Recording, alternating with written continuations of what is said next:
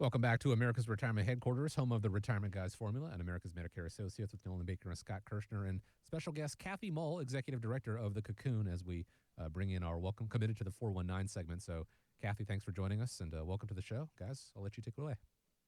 Yeah, it's great to have you here. Obviously, we always try to talk about different companies and organizations that are, doing great things within the community here, and protecting your family. I think is one of the things that has always been important for what we talk about here. We oftentimes talk about the financial aspect of it. We talk about the healthcare, talk about planning. But Kathy, the executive director over the Cocoon, has an opportunity to see things maybe from a little different light. We wanted to share a little bit about that. Maybe, Kathy, if we started out, could you give us a little bit of a background regarding the Cocoon? Yes, absolutely. And I just want to say thank you so much for letting me be here today to talk about that. So the Cocoon is Wood County's domestic and sexual violence agency. I'm really happy to share that we just celebrated 17 years of providing services to survivors right here in the community. And our goal is to provide an opportunity for survivors to get access to the resources and the safety that they need to take care of themselves and their family. And so we serve survivors of domestic violence. We serve survivors of sexual assault, sex trafficking, stalking, and then we also do some work with individuals who are maybe experiencing sexual harassment, and also what we call adult survivors of childhood sexual abuse. And so those are individuals who unfortunately experienced sexual abuse as a child and now as an adult are in a place where they want to start thinking about the healing process. If we look at it, I think in Northwest Ohio, what type of need are we seeing here locally? We have continuously, over the last several years, seen the need to support survivors in our community grow.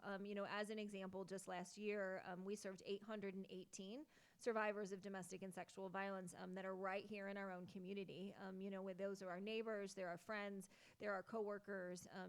They're all people that we know who are suffering at the hands of an abuser. The year before that, we served 747 survivors, and so we've definitely seen an increase in need for individuals in our community. I would think that over the past 17 years, the definitions have changed drastically in domestic violence, but bullying, and because we have social media now, and there's all kinds of different levels. All of them are very impactful to the individual on the opposite end of that. How have you seen things change since you've been involved in this? Yeah, absolutely. That's an excellent question. I was one of the things that I was sharing just this morning is that the last 2 years we have seen more children entering into services, whether they're entering into services on their own. So we're seeing more teens being affected by dating violence, unfortunately by sexual assault, sexual harassment, and that we have also served more children in our shelter facility.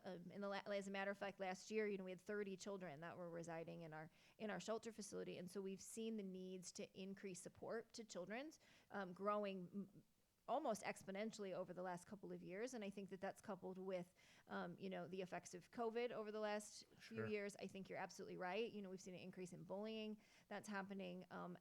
And social media, unfortunately, has created a great platform.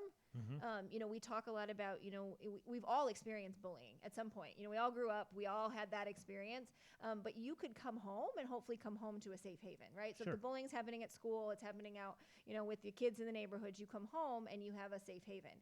The children that we work with, typically they don't have that they're not coming home to a place that's safe as it should be. And also social media runs 24/7. So you're not getting away from it. And so we're starting to, I think, really see the long-term effects of that. I know I know anybody that knows me today would say there's no way. But when I was in high school, I was tiny. I was very, very little. And I remember back in those days, bullying was truly defined as physical bullying. Someone picking on you, poking you, punching you, tripping you, things like that. But I think the definitions have changed so drastically today that it's not confined to just the physical bullying. I mean, would you not agree? Well, absolutely. We see that in bullying, and we talk about that a lot when we talk about domestic violence. Sure. The first thing that people tend to think about when they think about domestic violence is physical assault. Right. Like that's the first picture that comes to mind. And really, what we know is that the majority of abuse that we see that happens in domestic violence situation is emotional, it's verbal, it's financial, and typically those are the things that are going to happen more often and much more throughout the relationship than what we actually see is the physical violence that's occurring.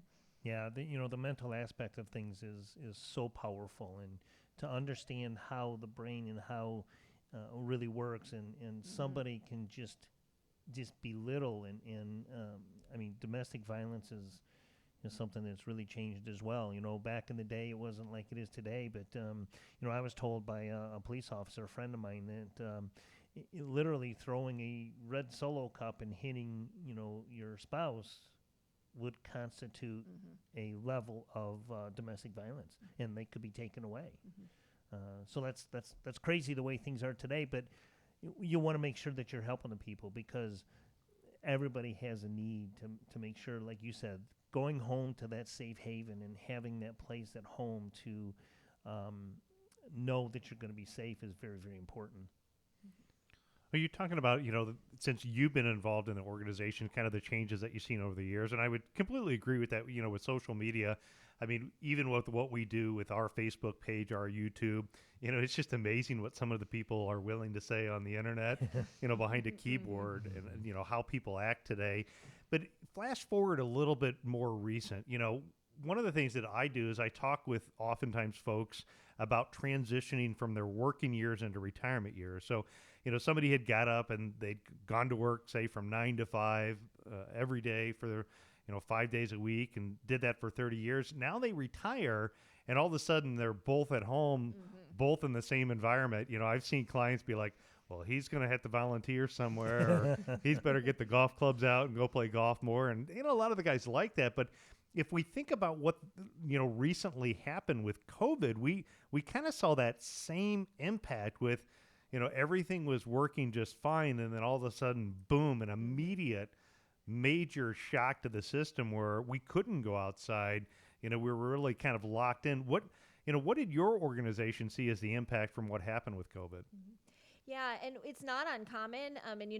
As we were learning more and more about COVID in its early stages, advocates, we really started to think about how that was going to impact the work that we're doing, because it's pretty common that anytime that we face any sort of natural disaster or, something like the pandemic, violence rates go up in general. And unfortunately, what we did is in trying to, and I think that it was well intentioned in trying to curb the COVID-19 pandemic, is that we isolated people into their own homes. And so when we talk about domestic violence, the two things that really allow domestic violence to happen in relationships is isolation and control. And so we pretty much, in a sense, took homes where there was already violence occurring, and we put people together 24/7 with no ability to be able to escape. And what we've seen is that the incidence of violence in homes have escalated, and the level of violence in homes have escalated. And as a matter of fact, in March of 2020, our domestic violence calls went up 40% in just that first month. Because there was much more opportunities for that violence and control to happen. Because you're right, everybody was together 24/7. The kids were home. And so, that adds another layer of stress in the family. And what we also were seeing is that, if I was an offender of domestic violence and I was choosing to use violence, but I knew that my partner was going to get up and go to work in the morning, or I knew that my partner was going to go out, to the grocery store or whatever that was, I might have been a little bit more careful about leaving visible marks. Or I might have not necessarily felt the need to use a severe violence. But when I knew as an offender, now all of a sudden nobody's watching, it really has unfortunately increased the violence that we've been seeing in our families. And we've stayed not quite that high, but we've stayed at a pretty escalated level of need for survivors in our community since then.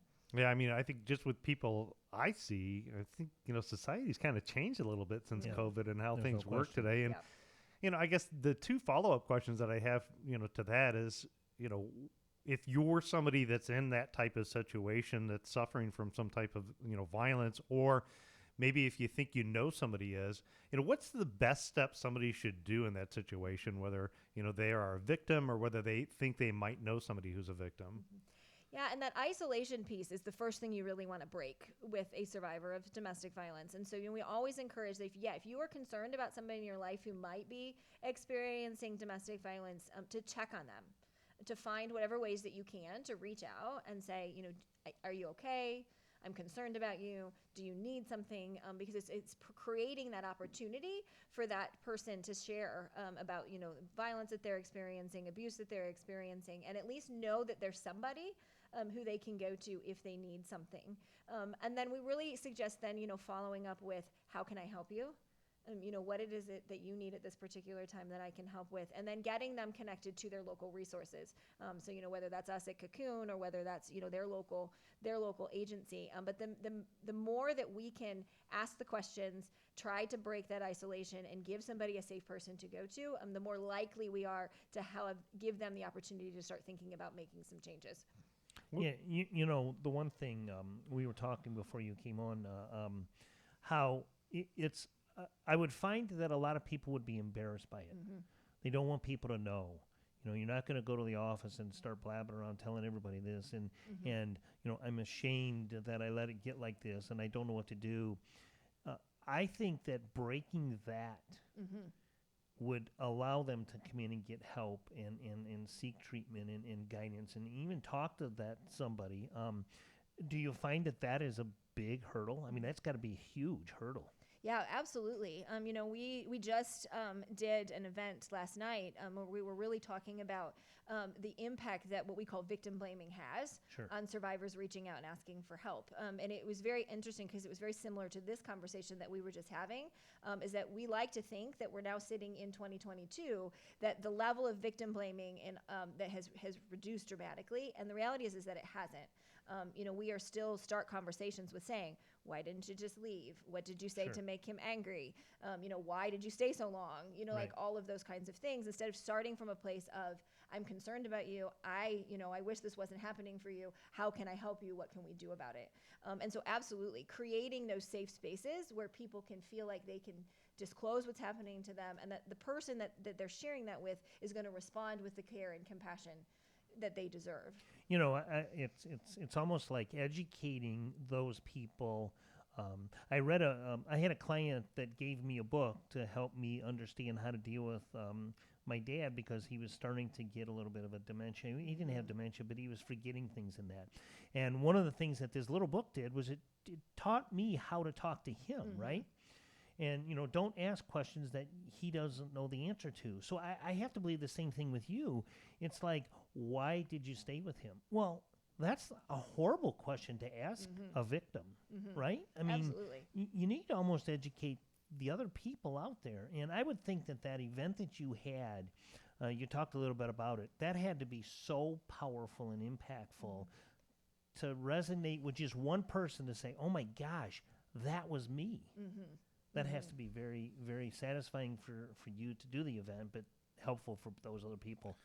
Definitely. And I know, Kathy, we're kind of at the end of our show, but one of the things that, if people want to get more information about the Cocoon, I think, as we wrap up today's show, maybe talk about ways that people could get in contact with you, your organization. I know you have another event coming up this Sunday, if you could highlight that. And any other ways that people that are listening today can get involved by using your resources or helping out. I'd love to learn more about that.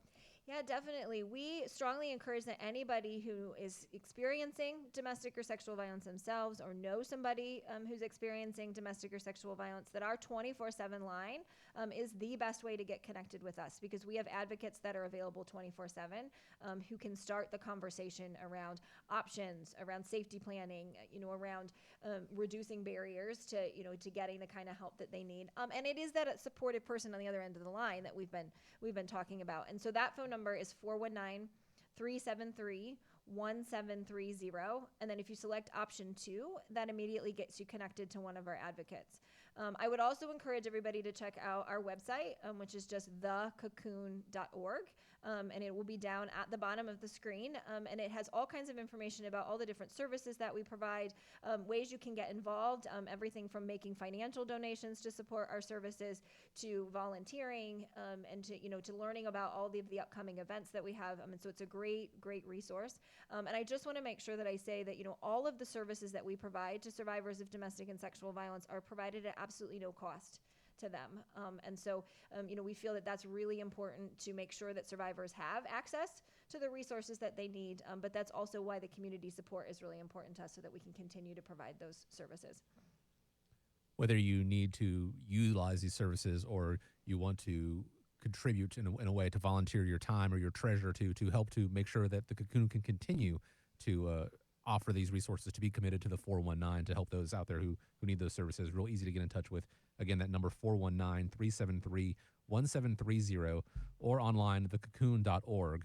And as we talked about earlier in the show, if you are of 72, if you are of that required minimum distribution age and you're feeling charitable and you want to make that have the most impact, figuring out the way to make sure that organizations like the Cocoon get the most of those donations, that is something the team at America's Retirement Headquarters can help you with as part of the tax strategy. Again, making sure that the charities get the most of it, and because Uncle Sam gets less of it. So it's kind of a double benefit there. Reach out to the team at America's Retirement Headquarters. Just go to that website, americasretirementheadquarters.com.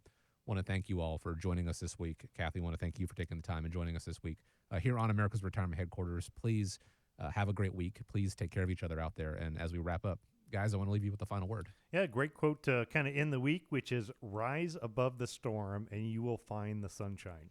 Have a great week, folks. We'll see you next week, same time right here on Toledo's largest talk station, 1370 WSBD.